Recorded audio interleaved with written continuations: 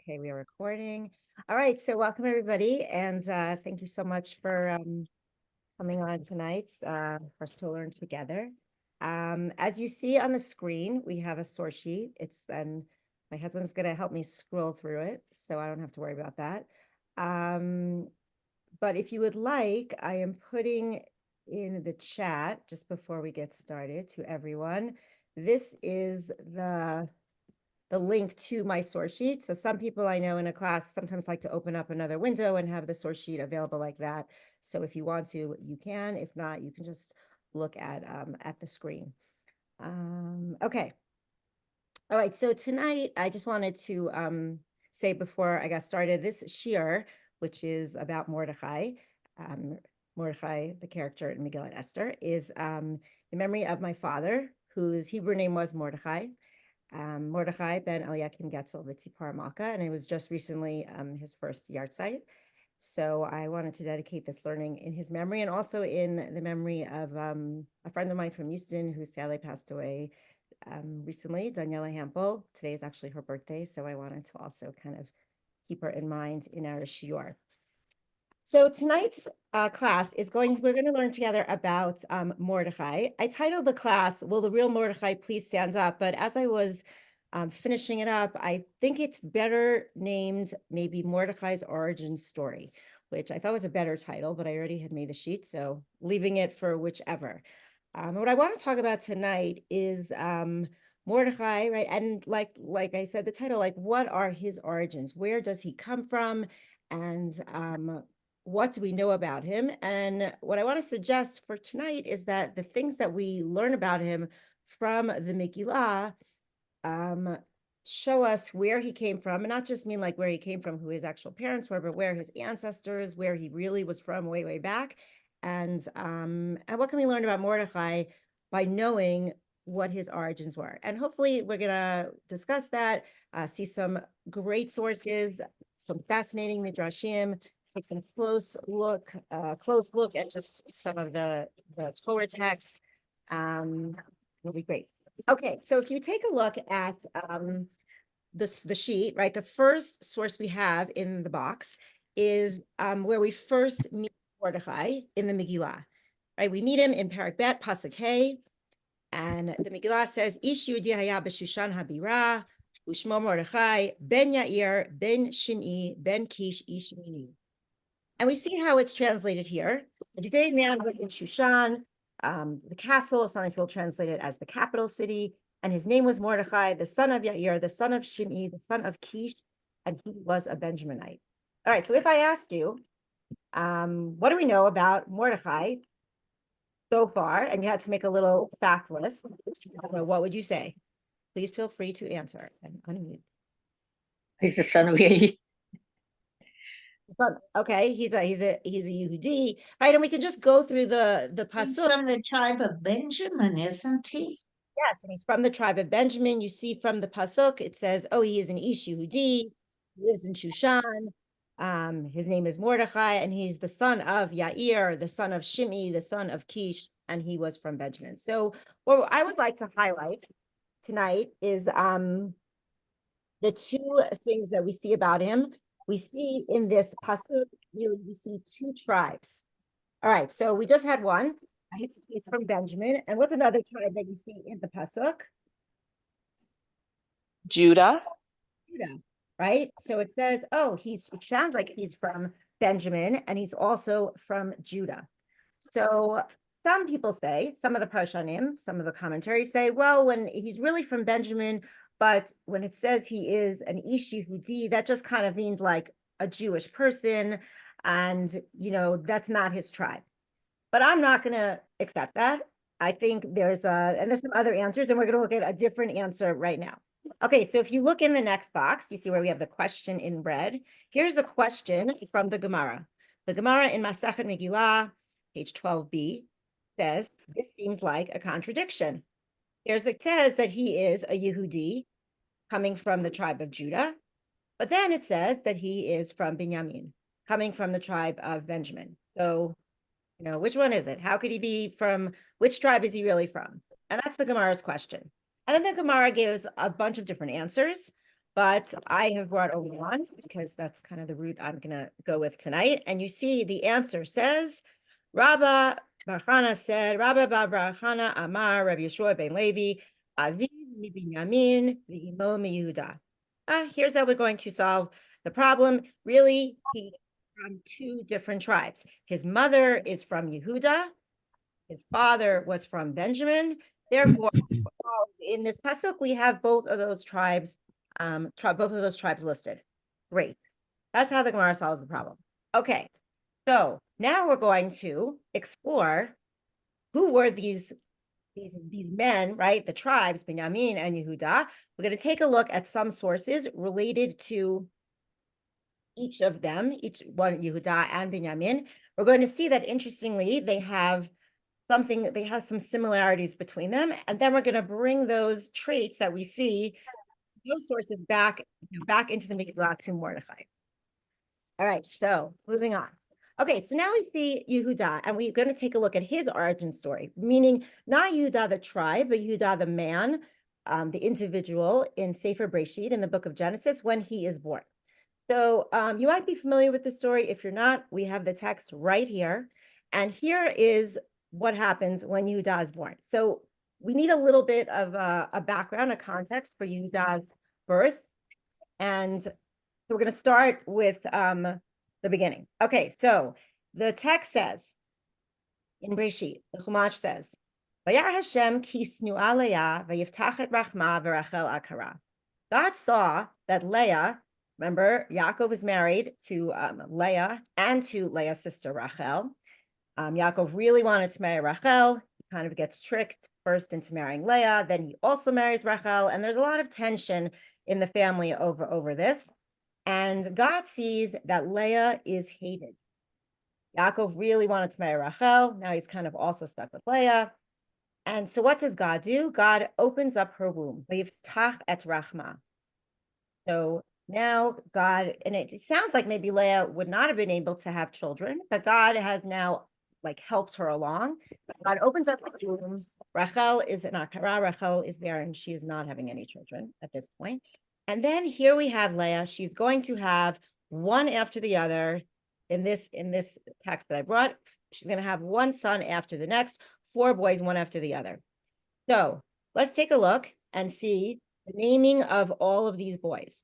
Yehuda is going to be the 4th, but it's good to see the older brothers first as well. Okay, so we see Reuven is first. Going into the text, she conceived, she gave birth, Batahar Leah Bateled Ben, and she names him Reuven. Why did she name him Reuven?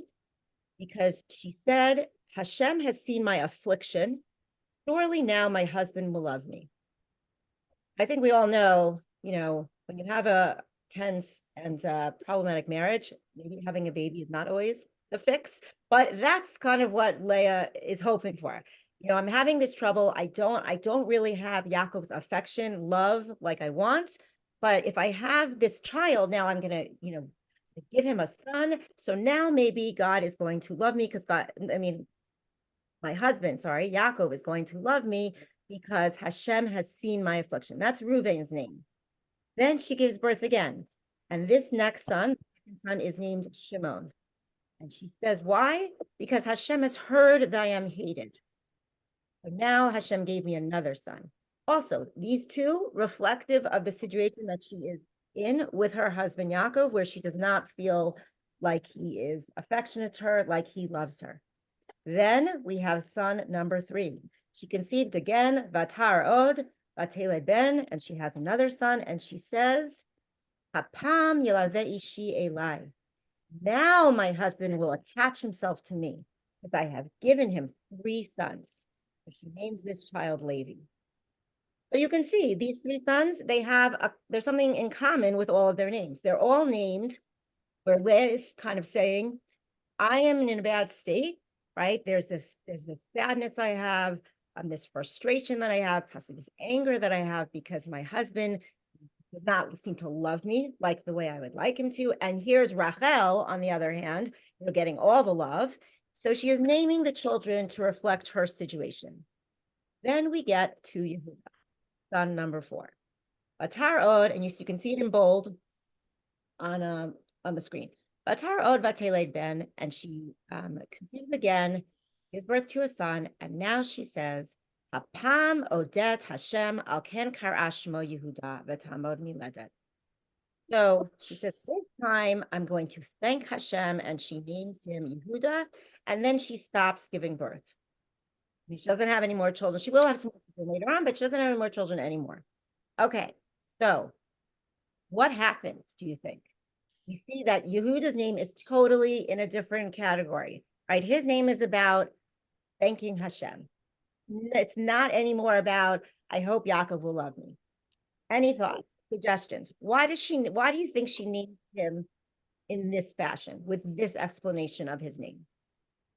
It seems like that she's reframed the situation and she started to focus on, rather than focusing on having love from this outside person, rightly so, her husband, it started to be like kind of like she started to focus on her relationship with with Hashem. Okay, so it could be that the relationship with Yaakov is the same, but she has reframed it, right? She said, okay, maybe I've given him this time and time again. This is like the situation I'm in. It is what it is. So I'm going to reframe and focus on my children maybe, and say, wow, I have 4, healthy sons. Amazing. I'm going to thank Hashem, and I'm not going to, be so focused on what's going on with Yaakov. Is that what you're saying? Yes. Okay, great. Definitely could be. Any other suggestions?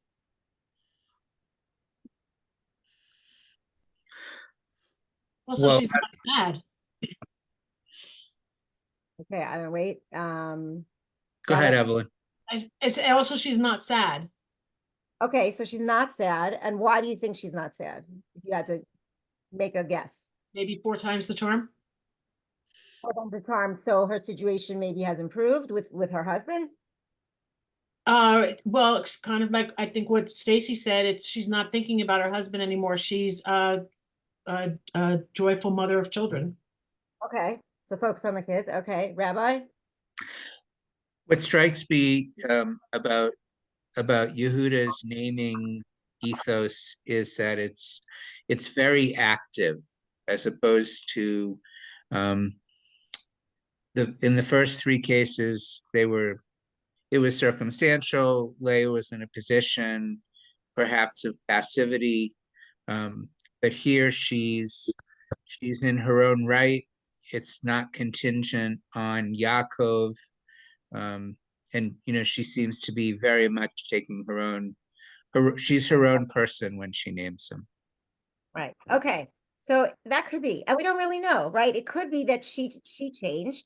So she said, you know what, my situation with Yaakov is whatever, but I have these children and I'm gonna, like just have a different focus. It could be that maybe, which is what some of the commentaries say, that it took time, and Yaakov, maybe because of the children, maybe just because time had passed, that he grew to be affectionate to Leah.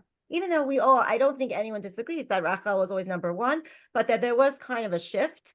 And maybe that's why, if you remember, the beginning pasuk says she was hated, so then God opened her womb so she would have children. But now when, it's like maybe the situation shifted, so she doesn't have any more children at this point. Okay, so we're not sure, but definitely there's a different situation between the first three sons and the fourth. So that is fascinating to me, and I'll tell you something that I read just in preparing the shiur that I thought was kind of mind-blowing. Okay, so now let's take a look at like if you just think about Yehuda, right? So we're trying to get in like Leah's mind, like why is she different? Why is she naming the kids? Why is she naming number 4 son differently than the other ones? But then I was thinking about Yehuda himself. So if you're Yehuda, right, son number 4, as you grow up, even though I do think the kids were very close in age, but even so, he's the youngest so far. As you grow up, right, you are born into a very different situation than your siblings were. Right? When Reuven, Shimon, and Levi are born, they're born into Leah, it sounds like, being very sad, being very frustrated. And then there's when Yehuda's born, Leah, then maybe she's at peace, maybe she's happy.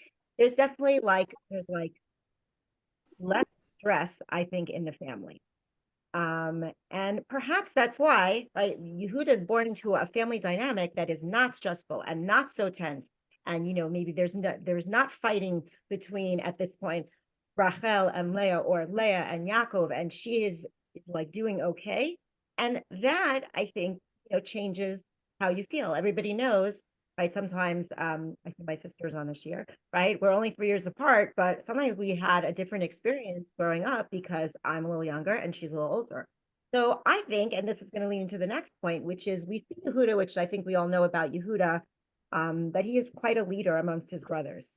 And maybe I would suggest that he is a leader because he grew up with this like calm family situation, and he has this, perhaps that led to his feeling, self-confident, having good self-esteem, and then he is like someone who rises up amongst his brothers. Okay, and so we're going to move on to that part. All right. So now we have the next page, which is examples of Yehuda being a leader. We're going to run through these a little bit quicker. So we see number one, selling of Yosef. Right? If you remember, when Yosef is sold, the plan A was brothers, doesn't say who specifically, said, let's just kill him. Plan B was Reuben, who said, no, let's not kill him. Let's not actively kill him. Let's just throw him in this pit and we'll leave him there. And then he'll indirectly, he'll eventually die because he'll be stuck in this pit, but we won't have killed him. And then Yehuda comes, and here he has suggestion number 3, which is source number 1 here from Breshit Perek Lamed Zayin. He says, what are we going to gain, right? What are we going to gain anything if we kill him? So let's sell him. And then we won't have any blood on our hands, because remember, Achinu Vipsarenu. He's our brother, right? We can't kill him. So let's sell him, and then we'll also make money, and we won't kill him, and it'll be a win-win. And we'll get rid of him that way. And it says, Vayishma'u Echav, and the brothers listen to him. And that's key. We'll see that repeating itself. The brothers always listen to Yehuda. Okay. We had source number 2. In the next chapter, you see this is the next chapter, Breshit chapter 38. In this story that comes kind of in the middle, it's like an interrupted story about the selling of Yosef. They've sold Yosef at the end of chapter 36. 37. And then in chapter 38 is only about Yehuda. And it says, it starts with this. Yehuda. That Yehuda, at that time, meaning right after the sale of Yosef, he seems to have left his brothers. And it's a story about him on his own with his family. And there's his 2 sons, and then the 3rd son, and then 2 of his sons die. And there's a daughter-in-law, Tamar. And that's not our topic for tonight. But in the beginning of the story, we see that it says Vayared. He goes down. And if you see Rashi on that pasuk says, why is this section, right? Why is this story about Yehuda like interrupting our story of Yosef? In the next chapter, it'll be like back to our story with Yosef and what happens to him when he gets to Mitzrayim. But in the beginning here, right, in the middle, we have the story just about Yehuda. So Rashi says, well, why do we have this story? It's interrupting our story about Yosef. And Rashi says, L'lamed shehoriduhu echav, to teach that his brothers, right, he went down, not just he geographically went down, but the brothers looked down on him in this part, because they said to him, you told us to sell him, right? And then they saw that how sad their father was and how he was just like overwhelmed with grief. So they said, you told us to sell him. If you had told us to send him back, we would have obeyed you. So when I read this Rashi, it's telling me that Yehuda had so much power with his brothers. He was really the leader. He said, let's sell him. Great. But if he would have said, let's not sell him, let's return him, they would have listened to him. So here's another example of Yehuda as a real leader with his brothers. Then we have source number 3. As the story with Yosef continues, and remember, there's a famine. The brothers have to go down to Egypt.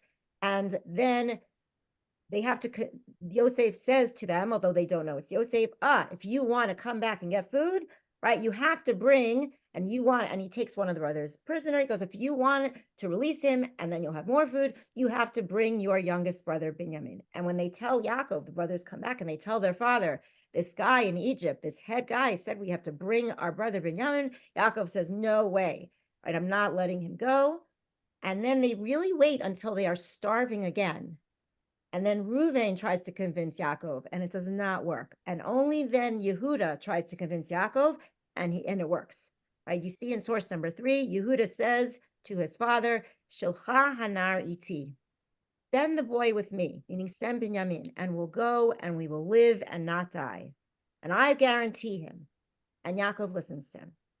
Okay, so that's example number 3. And then we have example number 4, kind of at the end of the Yosef story, when Binyamin is going to be taken captive because Yosef has planted the goblet in his bag and then accused him of stealing it. And then Yehuda gives this very passionate speech to him about why he cannot take Binyamin and that he will go in his place. I mean, it's not our topic for tonight, but a great speech. And Yosef listens to him. So we see that Yehuda is really a leader. And we also see that maybe that comes from, his origin story of being that 4th child where the dynamic in the family had shifted. Okay, so that's Yehuda. We're going to put him aside for a few minutes. And now we're going to take a look at Binyamin. All right, so Binyamin, as we know, is the youngest child. And he is born after Yaakov and his whole family leaves Lavan in Haran, right? He leaves when he finally is able to extricate himself from his father-in-law and all those years and years of working, and he's traveling back to Eretz Canaan. And then he has this meeting up with his brother Esav, he has not seen for many, many, many years. And then that's behind him. And then we have this source, Bereshit Perek Lamed Hey. Here is Binyamin's birth. Okay, so they're traveling from Beit El, Vayisumi Beit El, Vayihi Od, and here they go, and there's still land to go. And Rachel gives birth to Binyamin, and her delivery is very difficult.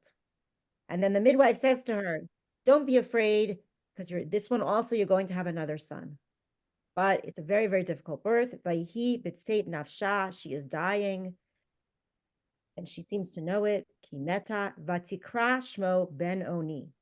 And she names this son Ben Oni. Now, Oni means like sorrow or suffering. She names this son of my sorrow. And we could imagine, I mean, it's interesting in the Torah, often they sometimes name, their children based on their circumstances. And if they're not happy circumstances, then the kids have very unhappy names. We don't really do that in our time, thank God, I think. Even if we're having a hard time in life, we usually name our children something lovely. But here she wants to name him Ben Oni. And then look what happens. Va'aviv kara lo Binyamin. But his father, then changes his name and calls him Binyamin. And then Rachel dies and she is buried on the way to Ephrat. Okay. So that's something I always find interesting because not everybody knows that about Binyamin. Like that was not his real original name. Rachel wanted to name him Ben Oni, and his father did not. And you can imagine why, right? Because that's a hard name to go through life with, even though, like I said, I think we do see that from time to time, but he's going to change it. Okay, so then we have some explanations. If you look, moving on, we have A, B, and C. Just different explanations of why Yaakov chooses to name him Binyamin. All right, so we have A. One is from Rashi, because he was born in the land of Canaan, right? He's the only son who was born in the land of Canaan, which is in the south from where they were coming from. And Yamin is also another way we say south in the Torah. So Ben Yamin, right, son of kind of the south. That's Rashi. It's like a geographical answer. Next, we have the Rashbam. Rashbam says, oh, Ben Yamin, like Yamim, like days, right? He's the son of many, many days, meaning he is a Ben Zekunim, a child of Yaakov in Yaakov's old age. So he names him that. That's Binyamin. That's the explanation. And then we have the Bechor Shor, which I think is a very classic answer that lots of people talk about, which is he called him Binyamin. So he says, Lo ratza la'akor mimenu shem imo legamre. He didn't want to take away the name that his mother had given him totally, right? His mother had said Ben Oni. So, and some people also say that Ben Oni, even though it means sorrow, can also, there's another definition of it meaning strength. So he took Ben Oni and he used a synonym for strength, which is Yamin. Ela tikuno Binyamin lashon chozek. He amended it to Binyamin, which is a term of strength, and that's the answer, right? So that's just interesting, different takes of why did Yaakov change his name to specifically Binyamin. Okay, so now we're going to do the same thing that we did with Yehuda. Think about Binyamin. He's born, right? The last son. How do you think he is feeling, or what would you say about him in his family place, right? Like, let's say when you think of Yehuda is born at a time where the family stress is kind of behind, and it's maybe a time of tranquility, and that's how he's going to grow up. What do you say for Binyamin?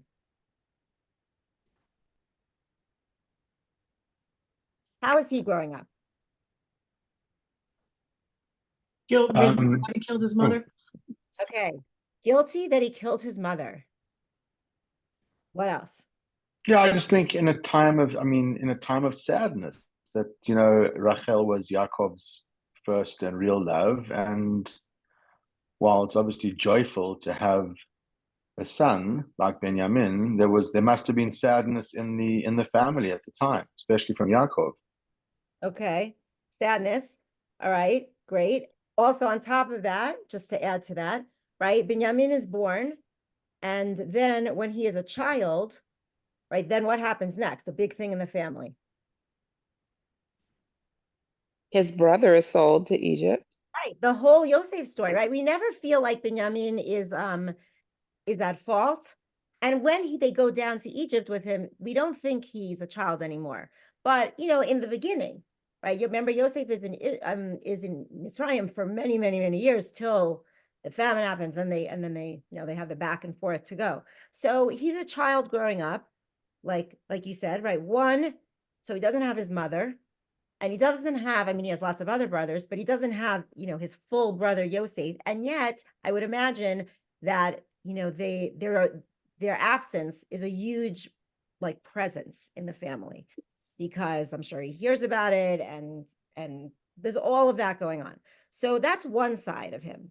On the other hand, right, think about all of the, I don't call it drama, but all of the things that have happened to the family that the other brothers experienced that Binyamin had not.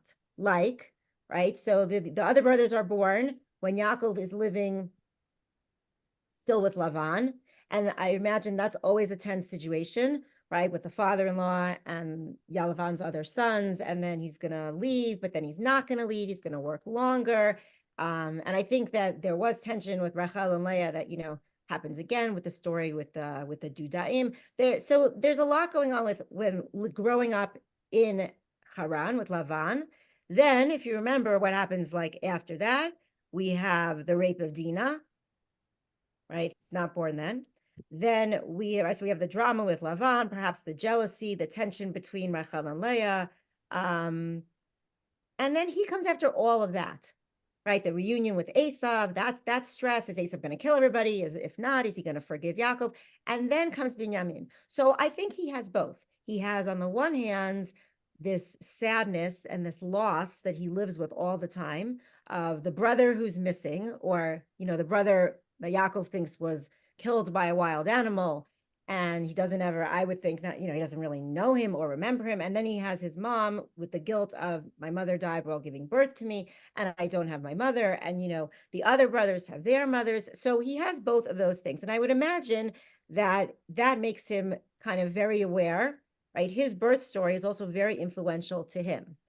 And I think this is what we see. We see, right? Then I think we see from him, there's a lot of awareness, and I would think concern about the family and where his place is and everyone else in the family. But what he doesn't experience, like Yosef was, he does not experience the jealousy, right? We never feel like the brothers are jealous of Binyamin, and we see that much later on when they're devastated that possibly Binyamin is going to be taken captive by Yosef. So he has that. He does have the family love, but he has these two sides as he's growing up. Okay, and you can see that, and this is a great source. All right, if you take a look at this page we're on, so you see in Bereshit, Perek Mem Vav, Pasuk Chaf Aleph, we have the listing of the sons of Binyamin. And it's a lot of names. And if you take a quick count, there are 10 sons. So Binyamin has these 10 sons. It comes in a genealogy where we're listing lots of names of all, like the sons of all the brothers. And then we have Rashi on this pasuk. And Rashi has this midrashic conversation. He's quoting a midrashic conversation between Yosef and Binyamin. So it comes from, midrash always jumps off a pasuk. It comes from that pasuk where we have the listing of Binyamin's children.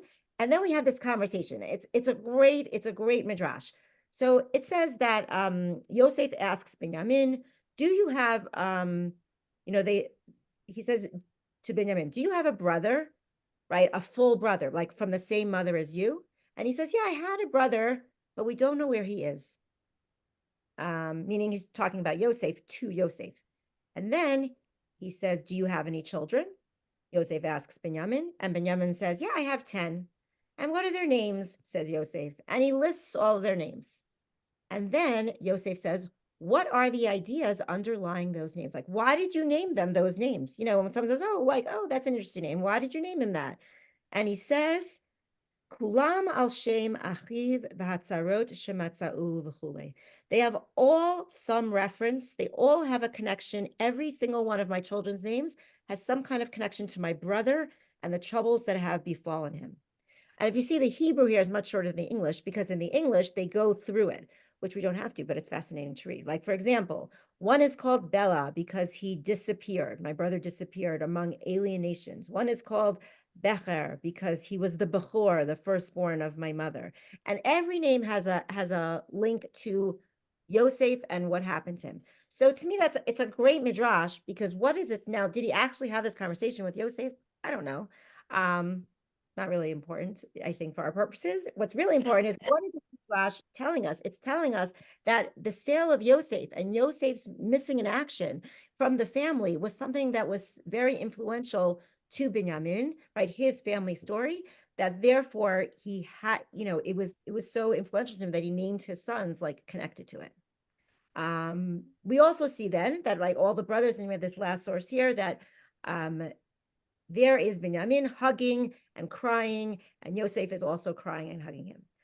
Now, there's no source for this suggestion, but this is going to be my suggestion, and I think we'll see it in the midrash on the next page as well, right? So if I said, like we said so far, oh yeah, Yehuda is his thing is being a leader, and what is Benjamin's thing? So I think, based on that Rashi with his children and all the naming of the children related to Yosef, Binyamin was very conscious of what was going on in his family. Like we said, he has that double side of, I'm missing my mom and my brother, but my brothers really take good care of me, right? And you could imagine, as he grows up, like, he probably found out lots of things that maybe even Yaakov didn't know.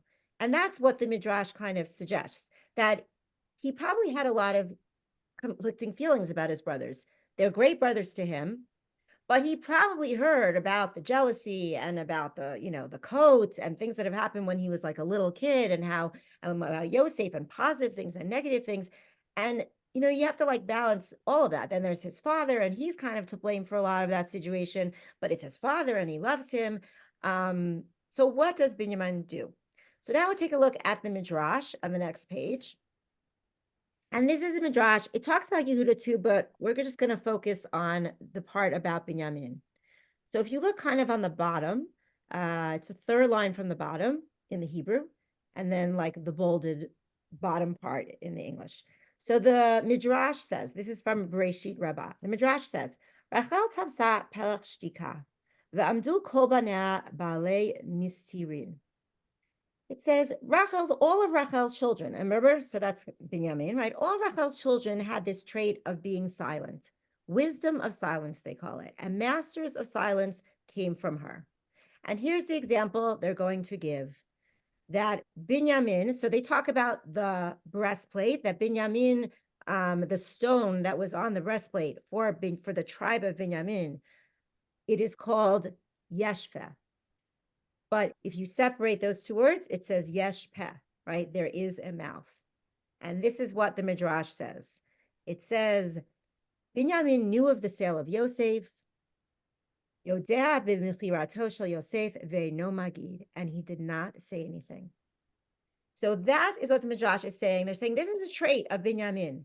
And we'll see, right, those who come from Binyamin, that he knew, he found out a lot of stuff growing up. But, he like kind of, I think, assessed the whole picture, the family dynamic, and maybe he thought to himself, what good is it going to do for me to tell my father that Yosef, the whole plot of Yosef was cooked up by the brothers? Then he'll hate them and they're my brothers. Like I can imagine all the thoughts that go through his mind. So he was quiet. And then you see the Midrash goes on, which we're going to look now at Mordechai, but it gives the example that, which we'll see in a minute, again, that Mordechai, Esther also, like they are also quiet. Okay, so we have these traits. We have Binyamin, kind of quiet. We have Yehuda, leader. And then we have both of them where we find their origin stories, meaning their birth stories, very influential. And now we're going to circle back now, and now we're going to put in Mordechai, who, remember from the Gemara, he's a combo. He is mom from Yehuda and father from Benjamin. Okay, so first we're going to talk about Yehuda, right? Remember, Yehuda is a leader. What do we know about Mordechai? So now we have some sources about Mordechai. Okay, so the Megillah tells us that he was Asher Hagla miYerushalayim. So in the Gemara, right, it says he was exiled from Jerusalem. Okay, so he says, Rabbah says, this indicates that he went into exile on his own. Amar Rabbah Shagala Ma'atzmo. Not because he was forced to leave Jerusalem, meaning he could have stayed in Jerusalem. Not every single person was exiled, right? Some people could have stayed. He could have stayed, but he knew that he would be needed by those in exile. So therefore, he consciously left Jerusalem to attend to the needs of his people. So that's a great Gemara showing, here's Mordechai. He's a leader. And he's also conscious of what his people, maybe like, his extended family, his his nation, what do they need? And they're going to need him. So he is going to go with them into exile. And then we have another Gemara, also from page 13, Daf Yud Gimel, that Mordechai was a member of the Sanhedrin. So we see that Mordechai is a leader. And we see that also, I think, if you just read the Megillah without these Gemaras, we can see that from him. He seems to be a big macher, right? Also then with Achashverosh, but he seems to be, we get that sense he is very important in his community. Okay, then here's another trait now of Mordechai. Now we're going to switch to the other side of him, the Binyamin trait, which is being quiet, right? Assessing the situation and then figuring out what to do. So Binyamin thought to himself, I've assessed the situation with my brothers. I'm not going to say anything about what possible. Like I'm not going to tell on anybody. I'm just going to kind of go with the flow and try to make everyone happy. That's Binyamin. Mordechai also assesses the situation and he doesn't say anything.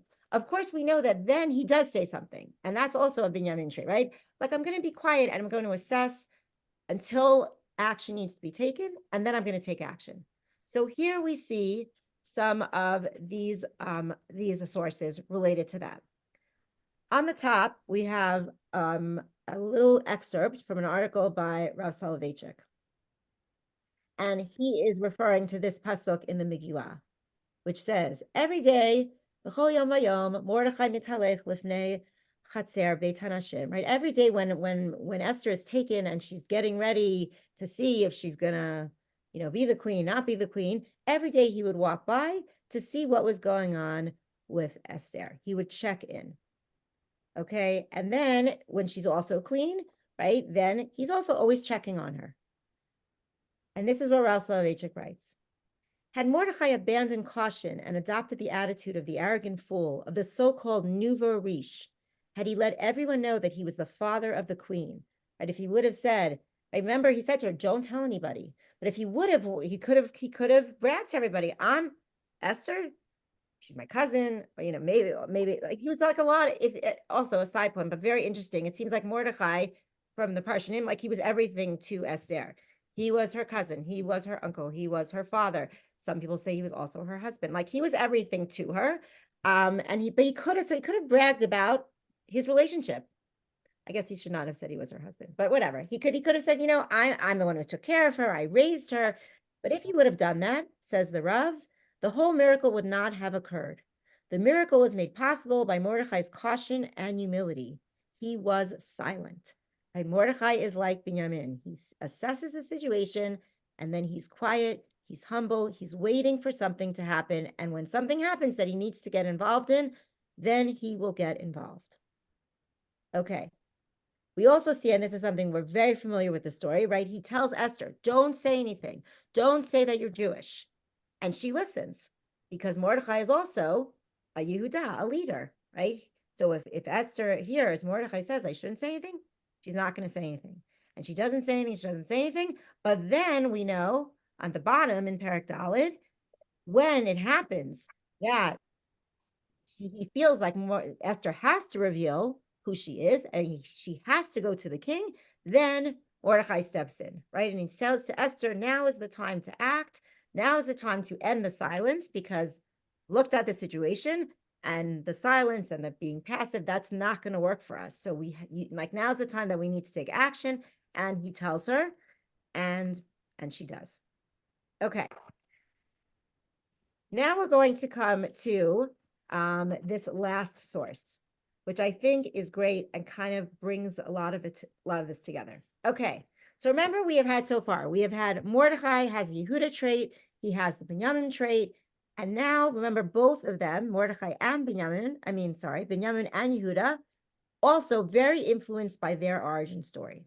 So we don't have the story, when I say Mordechai's origin story, we don't have the story of his birth, but we do have a little bit of his story, which comes from the Midrash.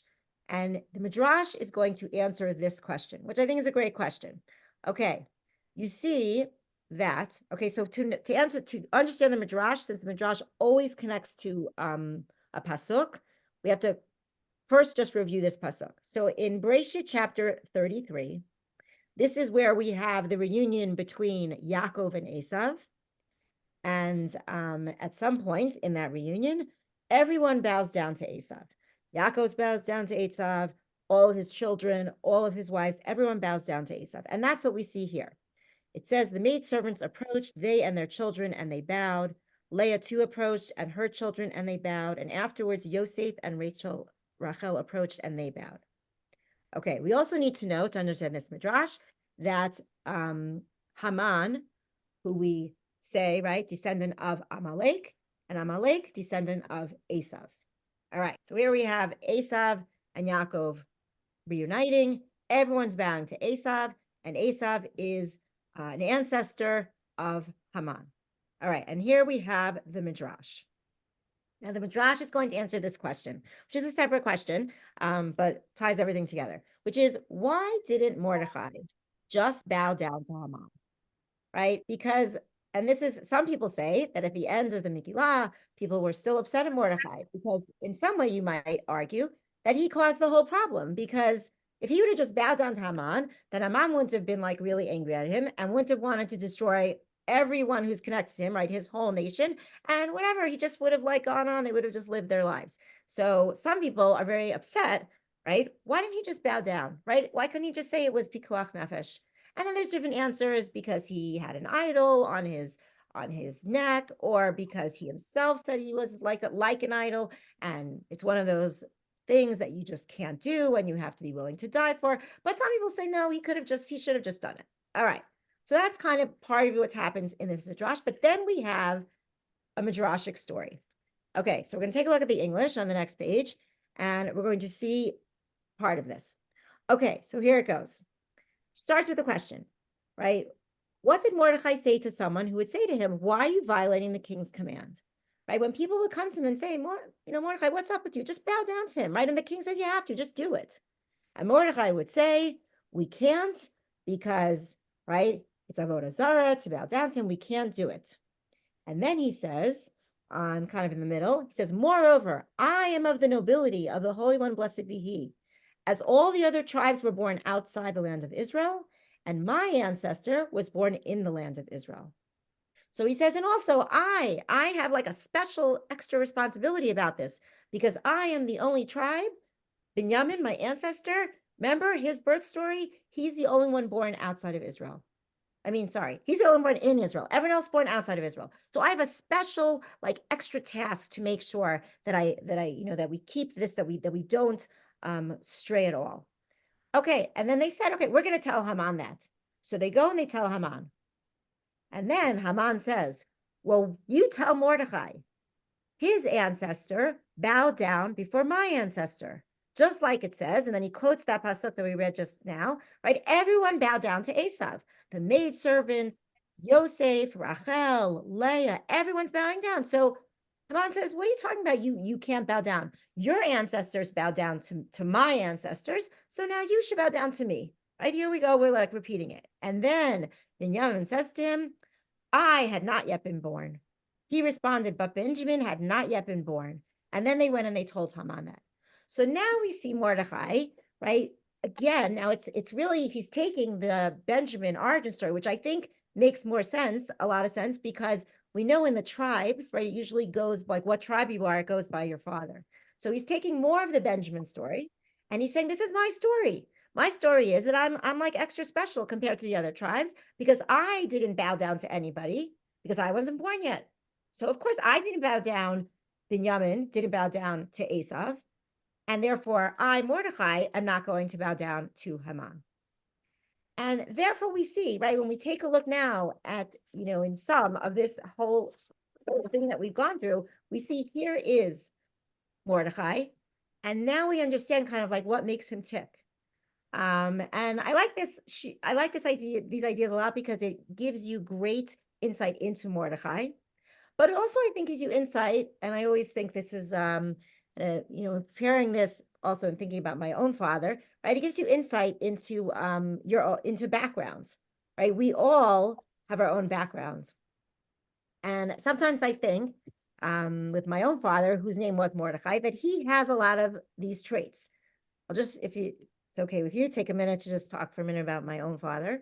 We've taken this deep dive into Mordechai and where he came from and how his own ancestor story with Binyamin and Yehuda affected him. And we saw this person, right, who has a very big awareness in both of them, in Yehuda and Binyamin, of his family and his community. And, being born after a lot of difficult things in both Yehuda and Binyamin. We see a person who's a leader, but kind of in a quiet way until he feels like he has to speak up. And in preparing the shiur, it really reminded me a lot of my Mordechai, my own father, because my father was born in 1942, right, in Hungary. Not a great time to be born in Hungary. But he was very little. So, things are going on around him and he was hidden in a convent for a while. And when I used to ask him, like, what happened to you during the Holocaust, he would say, I don't remember. I don't remember anything because I was too little. What he does remember is coming to America when he was then about 5 or 6 years old. And so he doesn't remember when he was a baby and the dangers and what was going on with his family, but he's aware of, like Binyamin, I think, of those that were missing as he grew up, right? He had this awareness of, here is my father who is dead, right? My grandfather died in Auschwitz, so he had no father, and there's missing cousins and there's missing aunts. And then on the flip side, he's like, here I am in America with a lot of other family that I do have. And in his own quiet way, he just kind of like assessed how to be. And my father was, I always felt like kind of a leader in his family. He had a lot of concern and he had a little hierarchy. His mother and his sister were like number one. Then came my mom and me and my sister. And then we had extended family. We see with Mordechai, right? He takes these ideas, right? What's my origin story? And I feel like for each of us, something, I was doing it a little bit with myself and my father, but I feel like for each of us, something to learn from this is like, what's your origin story? Meaning, like, where do you come from and how does that influence you? In these cases, I think we're talking about kind of positive traits. Sometimes we have some bad traits that, like, we also get from our ancestors, but I think it's always like a responsibility for each of us to reflect on it and to see, what makes us who we are. And we saw that, tonight with Mordechai, who at the end of the day, the last pasuk of the Megillah says, he was Ratzoi L'rov Echav Darash Tov Lamo V'Davar Shalom L'Chol Zaro. Right, he was accepted by most of his brethren, by most of his brothers, seeking the good of his people and speaking peace to all of their descendants. And I always think that's what we all should aspire to. I always find it fascinating. It says L'rov Echav, to most of them, not everybody, because that's kind of like how it goes in life. You're not going to always please every single person, especially if you're a leader. You're always going to have some people who do not like you. That's, I think, you learn with life experience. But here is Mordechai at the end of the day, a real leader amongst all and really loved by all. So thank you for coming to the Shiur. If anyone wants to comment or ask any questions, feel free.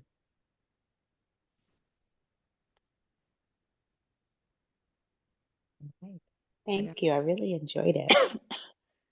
Thank you. All right. So I wish everyone Thank you, Lila Tov. and happy Purim as we move into Happy Purim. our Thank you, Gabby. Gabby, I would love to Koach. ask you a question if you're willing to stay on. yeah. Okay, not everyone has to stay if people want to go, but I thank you so much. I found it so interesting to look at the origins of each of Yehuda and Binyamin and and starting with their births and where they were in their families. I today saw a source that was talking about Yehuda and Binyamin and why the kind of who gets to host. I think it was talking about hosting the Beit HaMikdash in their territory. And I just was curious. It was so interesting to me to hear you drawing into both of those figures. I'm curious if you can say more about the kind of classic relationship between them or how the rabbis developed them differently. Yeah, I think with the Beit HaMikdash, in particular saw some sources about that where the Beit HaMikdash is technically in Binyamin's territory, although sometimes I've read that the location is just kind of on the border between Yehuda and Binyamin, and we also know that Binyamin kind of then attached themselves to Yehuda. Like when we talk about the tribes that were exiled, the northern tribes, and then we have Binyamin and Yehuda are kind of left together. So I have heard this idea that maybe because Binyamin was born in Eretz Israel, that therefore he gets the merit to have the Beit HaMikdash there, in his territory. But then I also have always liked the idea that it's just on the border so that we have the unity between the north and the south, and with David trying to kind of make the Beit Shaul remnants feel like we're all important. So therefore from Hebron to Yerushalayim, and I've always liked that answer as well. But I also think it's interesting that in the Yosef story, just I had to think it more through, but that Yehuda is Binyamin's protector. They have this connection from the Yosef story that I feel just goes, and there's also that a lot of connection between Yosef's children and Yehuda of who's going to be the leader and the king, and sometimes there's tension between them. So those are the thoughts that I've been having about it. Thank you. All right. Okay, well, Yasher Koach, may your father's neshama have an aliyah, and also your friend. I'm sorry for your loss. thank you. All right, thank you all for coming. Have a good night. Good night. Feel happy Purim. Thanks, Gabby. It was a great shiur. My name is also Mordechai, which is what tweaked my interest in attending. So, Is your but name I thought the sentiment to your father was beautiful, and I agree. I wish his name Neshama should have a million. Thank you. My father was named after, it's like a family name, but his birthday is in March. So So is mine actually. I think that's why I was I don't know if it was that Mordechai. why also. His birthday is March 25th, which sometimes falls around right near Purim. So all right. Well, then the shiur was for you, Mark, also. No, not at all. Yasher Koach. It was beautiful. Thank you.